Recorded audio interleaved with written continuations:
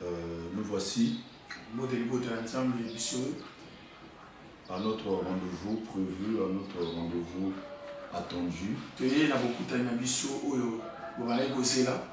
Alors, nous remercions le Seigneur qui nous a fait grâce d'être encore là.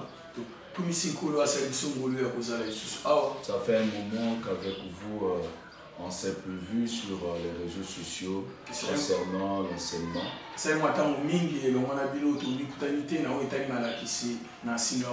Nous étions présents lors du confinement. Et quand il y a eu des confinements, donc nous étions occupés à faire autre chose et à être à l'église constamment selon le programme que nous avons.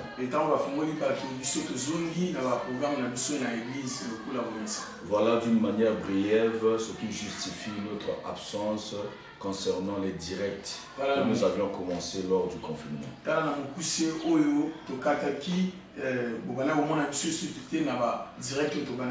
Alors nous vous avons promis parler donc de ce thème que nous avons titré le sang et la croix de Jésus-Christ.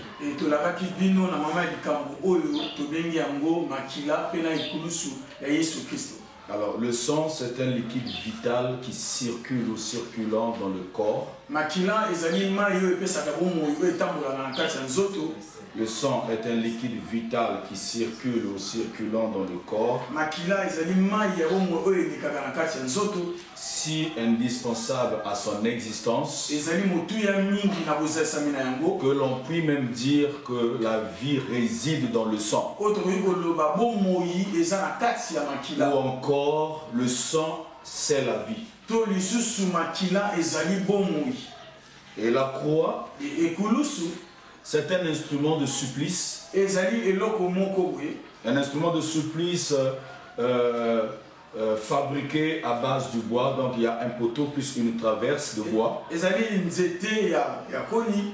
sur lequel on crucifiait le supplicié. Alors donc nous venons là de donner une définition ou des définitions concernant ces deux mots, le sang et la croix. Et Jésus-Christ est le Fils de Dieu, Jésus est le Sauveur du monde, Jésus est notre Seigneur, nous qui avons cru en lui. Nous sommes ses serviteurs, nous sommes ses enfants, nous sommes ces sujets. Et donc pour ceux qui n'ont jamais cru au Seigneur, qui n'ont pas encore cru au Seigneur, nous voulons par cet enseignement également vous dire, croyez au Seigneur Jésus, recevez-le comme Sauveur et Seigneur de vos vies.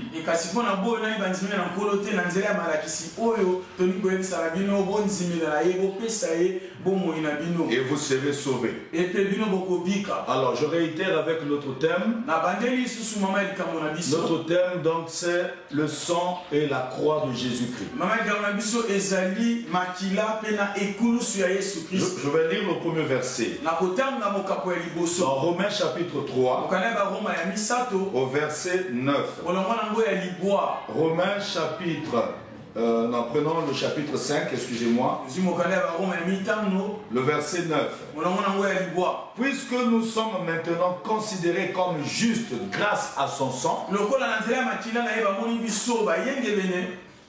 nous serons à bien plus forte raison sauvés par lui de la colère de Dieu.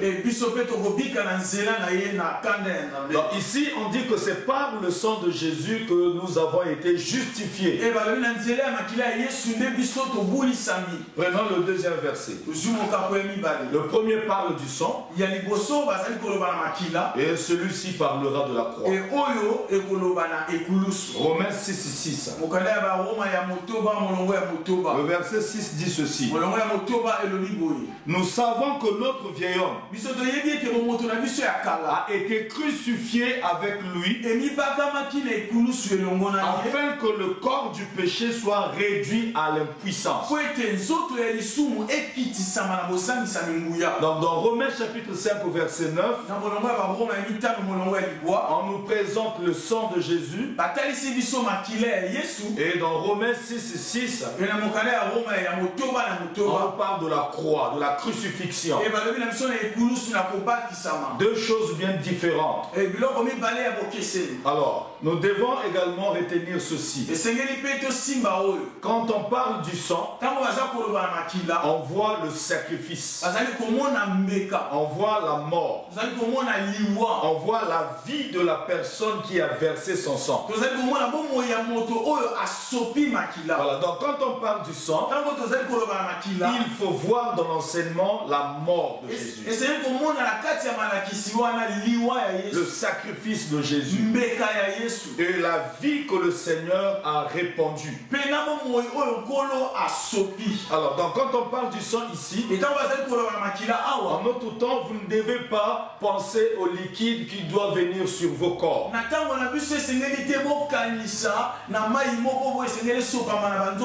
Mais vous devez penser aux bénéfices de l'œuvre accomplie à la croix. De la puissance de cette œuvre salvatrice. Quand on dit, ou bien quand il est écrit, ou quand nous lisons dans Apocalypse 12, en son verset 11, il est écrit ceci. Ils l'ont vaincu à cause du sang de l'agneau et à cause de la parole de leur témoignage. Et ils n'ont pas aimé leur vie jusqu'à craindre la mort. Donc quand on dit qu'ils l'ont vaincu à cause du sang de l'agneau,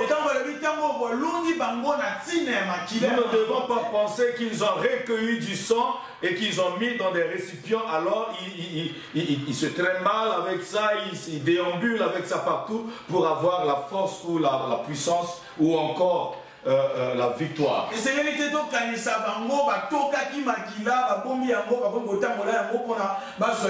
Non, ils ont cru à l'œuvre de la croix. Et du coup, on ne peut pas invoquer le sang si nous comprenons ce que nous voulons dire maintenant. Parce que la puissance du sang, ce n'est pas le liquide. La puissance du sang, c'est ce que Dieu a prévu pour ce sang. Comment Dieu voit le sang de Jésus et l'alliance qui a été conclue par ce sang-là. D'abord, le sang a été versé. Jésus a versé son sang, non d'abord pour les hommes. Jésus a versé son sang pour Dieu d'abord. Le sang de Jésus a été versé et présenté à Dieu. Deuxièmement, pour l'homme. Troisièmement, contre Satan. Ou bien nous pouvons dire, premièrement, pour Dieu. Deuxièmement, contre Satan. Et troisièmement, pour l'homme. Souvenez-vous que le Seigneur a dit aux enfants d'Israël, quand ils étaient en Égypte, il leur dit, je verrai le sang. Je verrai le sang et je passerai outre. Je passerai par-dessus vous et je ne vous frapperai pas. Vous comprenez? Le Seigneur ne dit pas que nous verrons le sang. C'est lui qui verra. Et le sang a été appliqué sur les linteaux et sur les poteaux des portes. C'est-à-dire à l'extérieur. Alors ceux qui étaient dans la maison en train de festoyer, ils n'avaient pas la possibilité de voir ce sang qui était appliqué sur les poteaux. Donc Dieu seul voyait le sang. Parce que c'est lui qui en avait demandé. C'est lui qui avait dit, vous sacrifierez un agneau pascal et vous appliquerez le sang sur les linteaux et sur les poteaux. Et il dira, je verrai le sang et je passerai outre. Donc vous comprenez par là que le sang est versé d'abord pour que Dieu le voie. Quand ils ont construit le tabernacle, il y avait un jour qu'ils appelaient le jour du grand pardon, où le souverain sacrificateur apportait le sang dans le secret du lieu saint. Nul autre que le souverain sacrificateur pouvait entrer dans le lieu très saint pour présenter à Dieu le sang. Et là encore, Dieu verra le sang pendant que le peuple était dehors. Et Jésus, le véritable souverain sacrificateur, quand il est venu sur la terre, il est monté à la croix. Il a versé son sang d'abord pour Dieu. Pourquoi? Parce que nous avons péché. On a désobéi. Et par notre désobéissance, un obstacle s'est présenté entre Dieu et nous. Cet obstacle est appelé par l'écriture le péché. La désobéissance. Et par ce péché-là, nous commettons des péchés. Donc il y a le péché et il y a les péchés. Nous verrons cela quand nous allons toucher la suite de notre enseignement qu'on a débuté aujourd'hui. Il y a le péché et il y a les péchés. Le péché, c'est cette puissance qui est dans nos corps, qui nous oblige à pécher, à commettre des péchés.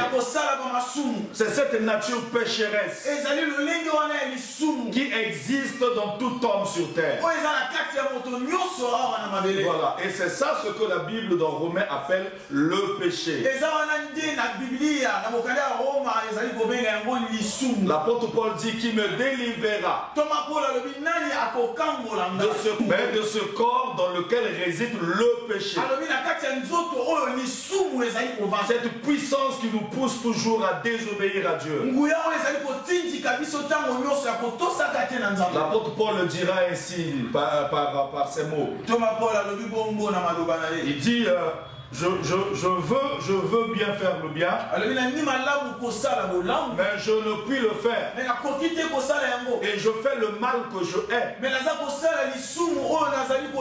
Je ne fais pas le bien que je veux, et je fais le mal que je ne veux pas.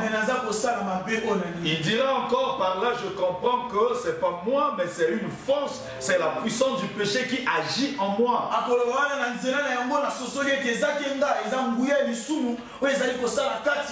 Voilà, maintenant les péchés, ce sont des actes négatifs, des œuvres mauvaises que nous commettons. Donc quand nous parlons du péché, nous voyons ce que nous sommes. Et quand nous parlons des péchés, nous voyons ce que nous faisons. Alors le sang de Jésus a été versé pour les péchés. Voilà. Alors quand le sang du Seigneur a été présenté à Dieu, Dieu a vu le sang innocent que Jésus a versé pour le pardon de nos péchés.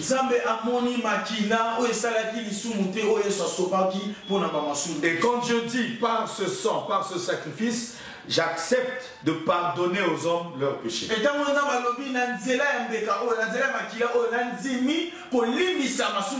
Et tu vois, là déjà Dieu t'a pardonné. Il a pardonné tous ceux qui ont cru en Jésus-Christ comme sauveur et Seigneur de leur vie.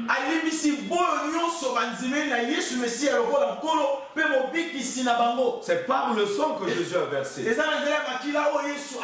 Et ce sang joue le rôle devant Dieu, c'est-à-dire Dieu qui condamne, Dieu qui a le pouvoir de tuer, Dieu qui a le pouvoir de pardonner, accepte maintenant par le sang de Jésus de pardonner tous ceux qui croient en Jésus-Christ.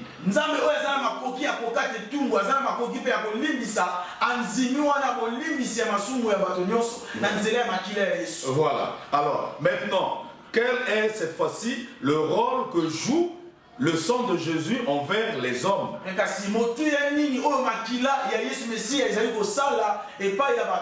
Devant Dieu, le Seigneur a vu le sang et il a décidé, il a accepté de pardonner. Et par le pardon de Dieu, cet obstacle qu'on appelle le péché par l'écriture a été ôté. Voilà, comme nous avions péché, l'homme a été mis de côté. Il est allé loin de Dieu, hors de la présence de Dieu. Alors ça a placé l'homme sous la domination du diable et sans la protection de Dieu. C'est pour cela que l'homme a été la proie depuis toujours du diable jusqu'à ce que Jésus vint.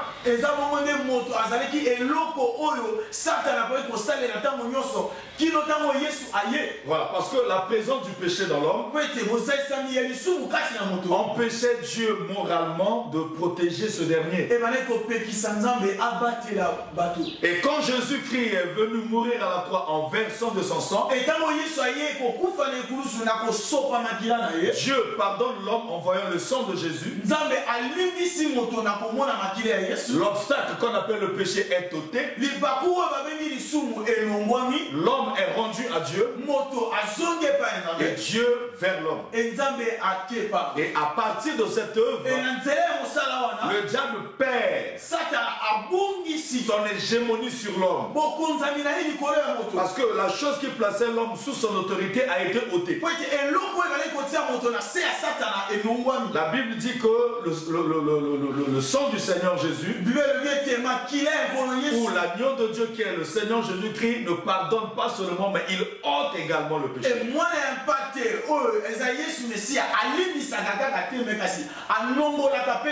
Et par l'œuvre de la croix, le diable perd des bases solides pour nous accuser.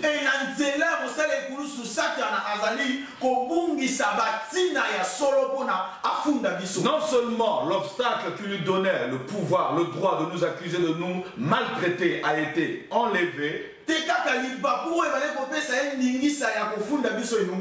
Dieu se place à nouveau du côté de l'homme. Regardez ce que le sang de Jésus fait. Et tout ceci, c'est Dieu qui est en train de le faire. Il n'y a pas encore toi. Tu n'as rien à faire dans le plan de Dieu pour ton salut.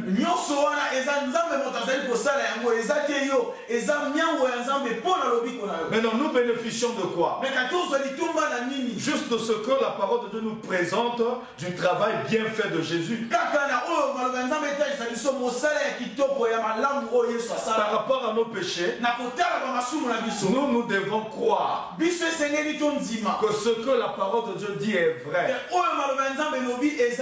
Que Dieu est juste et fidèle pour pardonner nos péchés. Quand tu crois à la parole de Dieu, à la vérité de sa parole, et tu crois que Dieu t'a pardonné par le sacrifice suprême de Jésus-Christ, alors tu seras libéré de ta conscience qui t'accusait. La conscience qui t'accusait sera libérée. C'est comme cela que la Bible dit dans Hébreu que Dieu purifie nos cœurs par rapport à notre conscience. Parce que si nous examinons bien ce verset, Dieu ne peut pas purifier le cœur que nous avons parce que c'est un cœur qui mettra de côté. Dieu donne un cœur nouveau. Mes chers frères, je reprécise. Le sang de Jésus, c'est pour les péchés. Pour le pardon des péchés. Maintenant, pour ce qui concerne le péché, notre nature pécheresse, là, il faut que la croix intervienne. La croix doit intervenir. On dit que nous avons été crucifiés. Donc la croix, c'est la solution que Dieu a proposée. Je dirais même que Dieu a donné pour la nature humaine. Donc la croix brise, détruit la nature pécheresse, et le sang de Jésus pardonne les péchés. Le sang pardonne les mauvais actes que nous avons commis. Une fois convaincus du pardon de Dieu,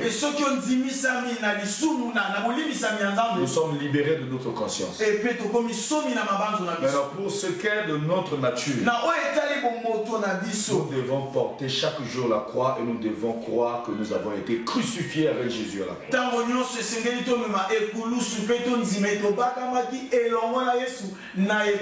Le sang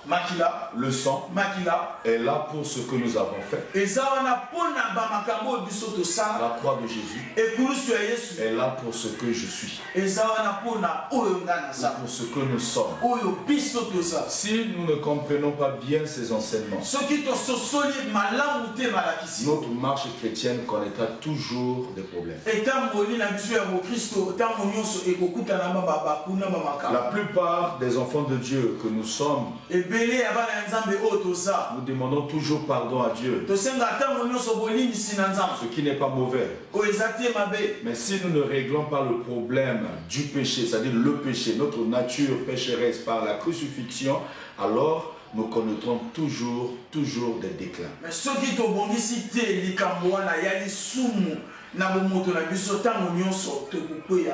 Le péché ou les péchés ne sont que les fruits du péché. Il y a le pardon des péchés et il y a la délivrance du péché. L'apôtre Paul a dit qui me délivrera. Il n'a pas dit qu'il me pardonnera. Parce que le pardon est une chose et la délivrance du péché en est une autre.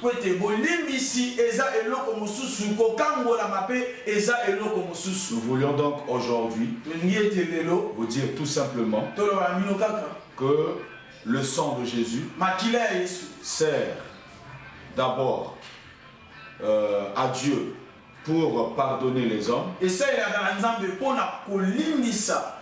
si Dieu a déjà accepté de te pardonner, il ne reste plus qu'à toi d'accepter le pardon de Dieu. Tu n'as pas des efforts à fournir pour recevoir le pardon. Plusieurs d'entre nous s'appuient sur leurs efforts, tellement qu'il est resté calme toute la journée. Il dit que le Seigneur est d'accord avec lui, il est bon. Donc voilà, le ciel est très content de lui parce qu'il est resté calme toute la journée. Tout ce qui vient de nous est impur devant Dieu. Apprenons à nous reposer sur les mérites de Dieu et de Dieu seul que sur nos propres mérites. C'est pour cela que quand nous commettons des erreurs, nous sommes profondément déçus parce que nous pensons que nous sommes justifiés par nos efforts et nous pensons que nous sommes bons.